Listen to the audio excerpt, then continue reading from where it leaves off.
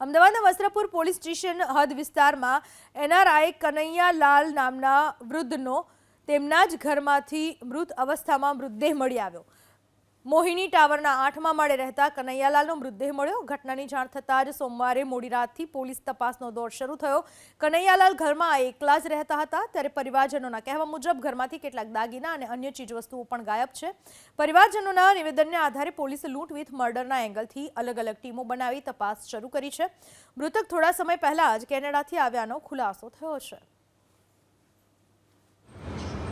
Dead body મળેલી છે એનું આપણે ફોરેન્સિક સાયન્સ તરફથી પીએમ કરવાનું હાલ પ્રોસિજર ચાલુ છે અને અલગ અલગ ટીમો બનાવી અને હાલ વસ્ત્રાપુર પોલીસ સ્ટેશન આ તપાસ ચલાવી રહી છે।